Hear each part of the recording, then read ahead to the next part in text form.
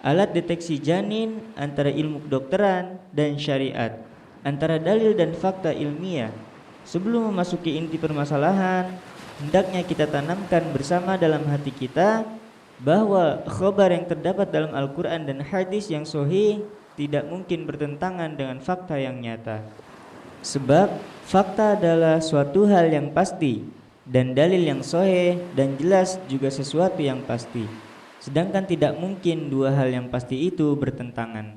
Oleh karena itu, apabila kita mendapati zahir dalam Al-Quran atau hadis sahih dianggap menyelisihi fakta, maka ketahuilah bahwa zahir tersebut tidak seperti yang diinginkan oleh Allah, atau fakta tersebut ternyata tidak nyata.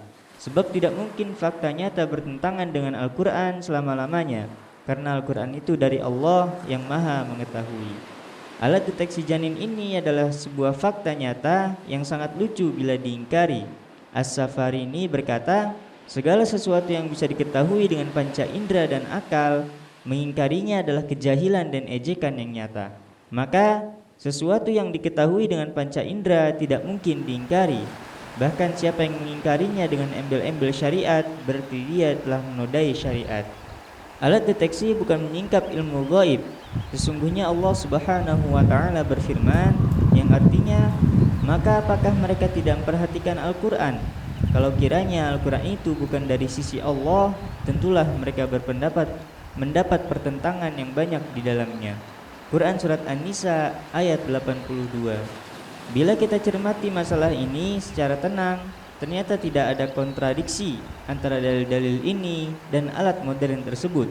Oleh karenanya, para ulama menjawab kontradiksi ini dengan beberapa jawaban sebagai berikut, yaitu ilmu Allah tentang apa yang di rahim tidaklah terbatas pada jenis kelamin saja, tetapi ilmu yang terperinci, mencakup umurnya, kehidupannya, perjalanan hidupnya, amalnya, kebahagiaan dan kesengsaraannya, apakah dia termasuk penghuni neraka atau surga.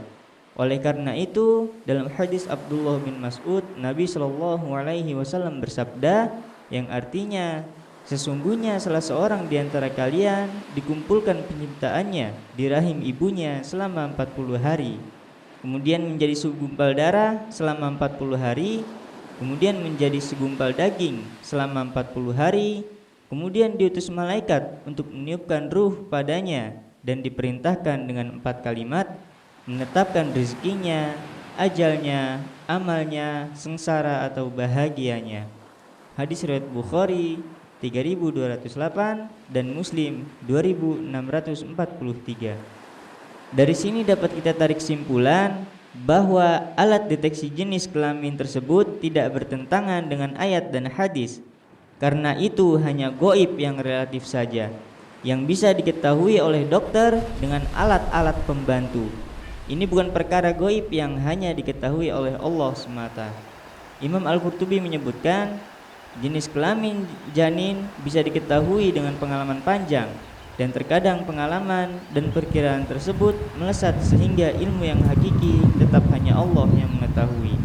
Al-Jami' li Ahkamil Quran.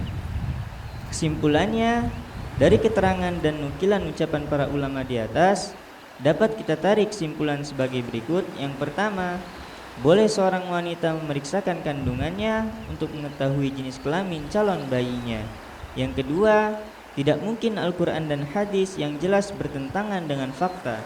Yang ketiga, alat untuk mengetahui jenis janin tidaklah bertentangan dengan syariat, karena hal itu bukanlah lagi perkara gaib yang khusus diketahui oleh Allah. Yang keempat, alat tersebut sekedar perkiraan saja dan tidak boleh dipastikan. Yang kelima, barang siapa mengaku mengetahui jenis bayi yang belum tercipta, maka itu adalah kedustaan dan ramalan belaka.